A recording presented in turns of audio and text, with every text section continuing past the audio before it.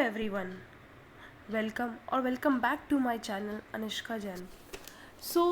आज मैं बहुत टाइम बाद एक वीडियो बना रही हूँ क्योंकि थोड़ी प्रॉब्लम चल रही थी, थोड़ी सिचुएशन ऐसी थी कि मैं वीडियो नहीं बना पाई थी।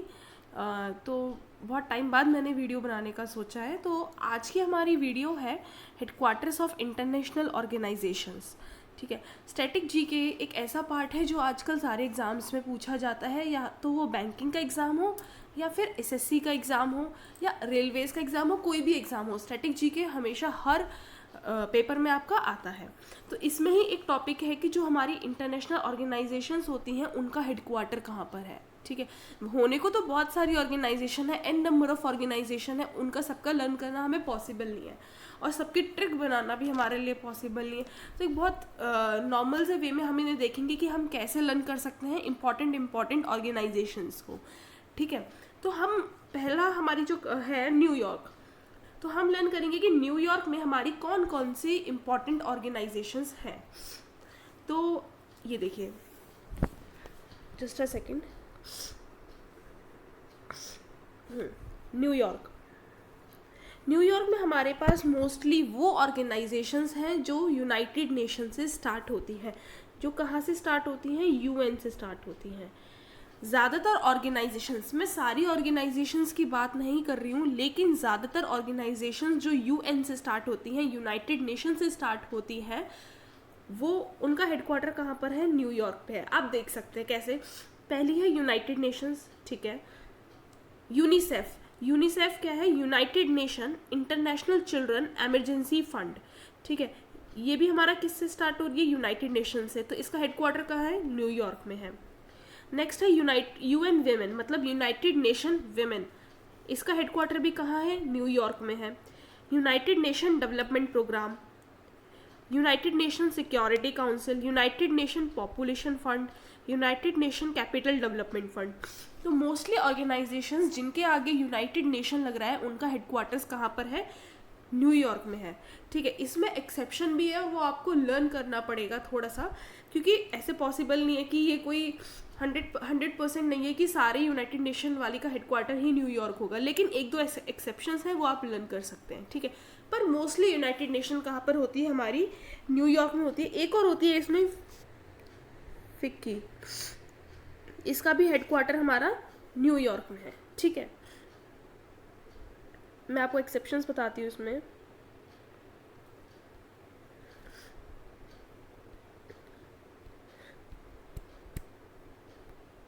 मैंने यहाँ पे 2 ही एक्सेप्शंस लिखी हैं, लेकिन हमारी 3 होती हैं। अभी आप इसको इग्नोर कर दीजिए, ये आगे आएगी तब मैं आपको इसके बारे में बताऊंगी। पहली है हमारी UNESCO, United Nation Educational Scientific and Cultural Organisation. ये एक बहुत कॉमन सी ऑर्गेनाइजेशन है जो पेपर में कई बार पूछी जाती है। इसका हेडक्वार्टर है पेरिस में। ठीक है, और एक है UNCTAD। UNCTAD, इसकी फुल फॉर्म है United nation conference on trade and development.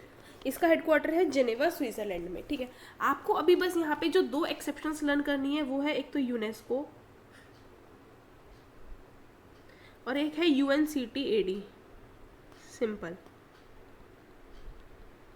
इनकी आपको फुल फॉर्म्स भी लर्न होनी चाहिए कि यूनेस्को की फुल फॉर्म क्या है, क्योंकि क्वेश्चन इस तरीके से भी पूछा जाता है कि यूनेस्को में ई क्या डिफाइन कर रहा है, इस तरीके से क्वेश्चन हमें पूछा भी जाता है। तो ये आपको समझ आ गया कि यूनाइटेड नेशन वाली सारी न्यूयॉर्क में है। अभी हमें 2 एक्सेप्शंस लर्न करनी है, यूनेस्को एंड UNCTAD। सिंपल। ठीक है, नेक्स्ट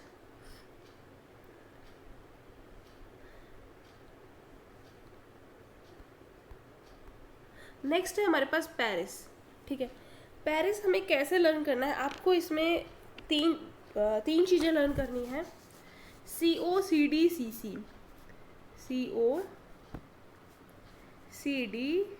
एंड CC। ठीक है, COCD एंड CC। CO से हमारा आएगा यूनेस्को, CD से आएगा OECD और CC से आएगा ICC। ठीक है, तो हमें पेरिस में क्या लर्न करना है? COCD and CC। CO से आगे हमारा यूनेस्को, यूनेस्को की फुल फॉर्म है United Nation Educational Scientific and Cultural Organisation. तो यही मैंने आपको एक्सेप्शन बताई थी ऊपर कि यूनेस्को का हेडक्वार्टर न्यूयॉर्क में नहीं है। जब भी आप देखो COCD सबसे पहले Paris, CO is for UNESCO, CD is OECD and CC is ICC की फुल फॉर्म है आपका इंटरनेशनल चैम्बर ऑफ कॉमर्स। देखिए मैं दिखा देती हूँ,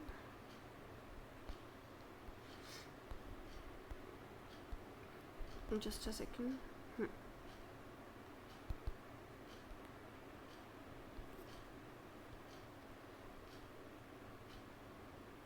ये देखिए OECD की फुल फॉर्म हो गई Organisation for Economic Cooperation and Development. ये थोड़ा सा फुल फॉर्म सब डेली रिवाइज करोगे तो लर्न हो जाएंगे, इतनी डिफिकल्ट नहीं है। Organisation for Economic Cooperation and Development, ICC से हो गया इंटरनेशनल चैम्बर ऑफ कॉमर्स। तो ये आपने इसमें क्या लर्न करा, COCD एंड CC, ठीक है। यूनेस्को, OECD एंड ICC, ठीक है। ये आपके कहाँ पर है, पेरिस में है। अब देखिए पेरिस में एक चीज़ और फेमस है, वो है आईफिल टावर, ठीक है। अब आईफिल टावर है जो हमारा, वो एक तरीके का मॉन्यूमेंट है ना। हमारे यहाँ पे जो पुरानी चीज़ें होती हैं उनको मॉन्यूमेंट बोला जाता है ना, तो एक तरीके से आईफिल टावर क्या है, मॉन्यूमेंट है। मॉन्यूमेंट है आईफिल टावर, और वो कहाँ पर है, पेरिस में। तो ये वाला, इसका हेडक्वार्टर भी कहाँ है, पेरिस में। आईकोमोस, इसकी फुल फॉर्म है international council of monuments and sites, जो इस मॉन्यूमेंट्स और साइट्स को हैंडल करती है, ठीक है। International council of monuments and sites. तो मॉन्यूमेंट्स जब भी आएगा, हमें मॉन्यूमेंट से सबसे पहले याद रखना है कि आईफिल टावर वो कहाँ है, पेरिस में है, ठीक है। ये था हमारा पेरिस का।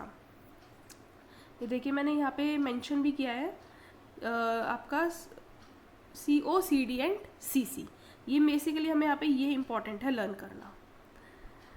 अब इससे नेक्स्ट पे हम आते हैं मैड्रिड, ठीक है।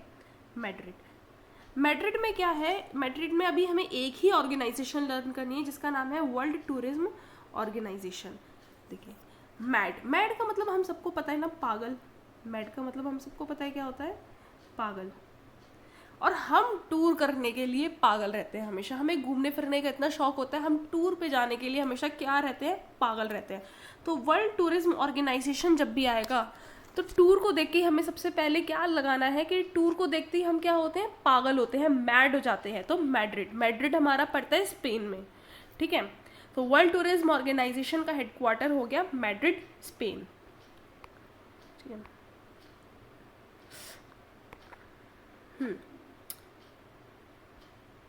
नेक्स्ट है हमारा लॉजिन, स्विट्जरलैंड।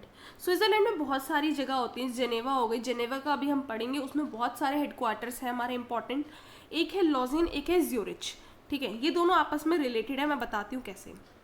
लॉजिन का पहले हम पढ़ते हैं। तो जो भी हमारे गेम से रिलेटेड होते हैं ना, वो मोस्टली यहीं पे होते हैं। एक क्रिकेट का होता है जो दुबई में है, लेकिन जो और हमारे गेम्स हैं उनके मोस्टली हमारे स्विट्ज़रलैंड में है। एक तो ओलंपिक जो हमारी कमेटी है गेम से रिलेटेड, वो कहाँ पर है, लॉजेन में है। फिर आया हॉकी और आर्चरी, ये हमारे तीनों कहाँ पे हैं, लॉजेन में है। बस एक हमारा ज्यूरिच में है जो कि है फुटबॉल, ठीक है। बस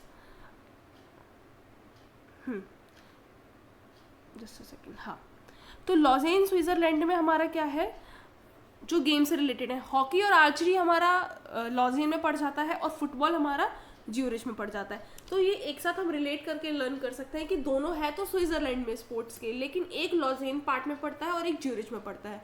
लॉजेन में पड़ता है हॉकी और आर्चरी और ज्यूरिच में पड़ता है हमारा फुटबॉल। तो ये तो हमारा, एक सेकेंड,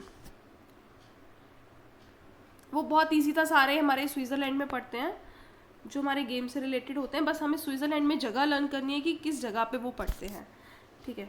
नेक्स्ट है हमारा बांग्लादेश। बांग्लादेश में भी एक ही इम्पॉर्टेंट है, बिम्स्टेक। बिम्स्टेक एक इम्पॉर्टेंट है हमारे लिए बहुत ज़्यादा। अब इसको लर्न करने का वैसे तो कोई तरीका नहीं है। अब बिम्स्टेक और बांग्लादेश दोनों बी से स्टार्ट हो रहे हैं, ठीक है। बिम्स्टेक और बांग्लादेश दोनों बी से स्टार्ट हो रहे हैं। इसके अलावा इसकी कोई और ट्रिक नहीं है लर्न करने की। देखिए बांग्लादेश में भी किधर है, ये ढाका, ढाका में है, ठीक है। बांग्लादेश में भी कहाँ है ये? ढाका में। बिम्स्टेक की फुल फॉर्म है और ये मोस्ट इंपॉर्टेंट फुल फॉर्म है जिसमें से कई बार हमसे क्वेश्चन पूछा जाता है कि बिम्स्टेक में एम क्या स्टैंड करता है, टी क्या स्टैंड करता है। Bay of Bengal initiative for multi sectoral technical and economic cooperation, ठीक है। Bay of Bengal initiative for multi sectoral technical and economic cooperation, इसकी फुल फॉर्म आपको 100% लर्न करनी है, कई बार पेपर में पूछा जाता है। तो हमें याद कैसे रखना है? बिम्स्टेक। बी से जनरली हमें कोई कंट्री याद नहीं आती, कि बी से आप सोच के देखो, जनरली हमें कोई जल्दी से कंट्री याद नहीं आएगी। तो बी से Bangladesh, BIMSTEC Bangladesh. Bay of Bengal initiative for multi sectoral technical and economic Cooperation. आप इसके नोट्स भी बना सकते हैं, इन्हें रिवाइज करेंगे तो ये लर्न हो जाएंगी सारी, ठीक है। और आज की हमारी लास्ट है नैरोबी। नैरोबी हमारा पड़ता है केन्या में, ठीक है। इसमें एक ऑर्गेनाइजेशन है यूनाइटेड नेशन एनवायरनमेंट प्रोग्राम। इसे हमें कैसे लर्न करना है? नैरोबी, हमारे यहाँ पे नहर होती है ना, जो नहर होती है वो क्या है? एनवायरनमेंट को क्लीन रख, मतलब एनवायरनमेंट के लिए बहुत अच्छी होती है। नहर, माउंटेन्स, रिवर्स, ये सब हमारे एनवायरनमेंट के लिए क्या होती है? बहुत अच्छी होती है। तो नहर ऑलमोस्ट सेम लग रहा है, नहर। तो नहर से हमारा एनवायरनमेंट क्या रहता है? अच्छा रहता है। तो यूनाइटेड नेशन एनवायरनमेंट प्रोग्राम, तो कैसे लर्न करना है? जब भी आएगा United Nation Environment Programme, environment से हमें रिलेट करना है नहर। एनवायरनमेंट किसकी वजह से अच्छा रहता है? नहर की वजह से।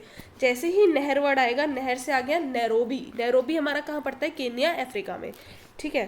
तो United Nation Environment Programme, environment आते ही हम रिलेट करेंगे नहर को। नहर से हमारा एनवायरनमेंट अच्छा होता है, नहर से आ गया नैरोबी। नैरोबी कहाँ है? केन्या में। तो ये आज की हमारी लास्ट ऑर्गेनाइजेशन थी। मैं इसके ऊपर पार्ट 2 बनाने की भी पूरी कोशिश करूँगी कि मैं जल्दी से जल्दी बना पाऊँ, और आप इसको रिवाइज करें, नोट्स बनाएं, 3-4 बार इसकी रीडिंग लें। ट्रिक्स, ऐसा नहीं है कि सब कुछ ट्रिक्स के ऊपर डिपेंड करता है, रिवीजन के ऊपर डिपेंड करता है। इसमें कोई ट्रिक्स नहीं बताई मैंने, लेकिन हाँ थोड़ा इजी बनाने की कोशिश की है। शायद आपको अच्छी लगे वो चीज़ें, आपके लिए हेल्पफुल हो। तो प्लीज़ मेरी वीडियो को लाइक, कमेंट, शेयर, सब्सक्राइब ज़रूर करें अगर अच्छी लगे तो। Thank you guys for watching my video. Thank you so much.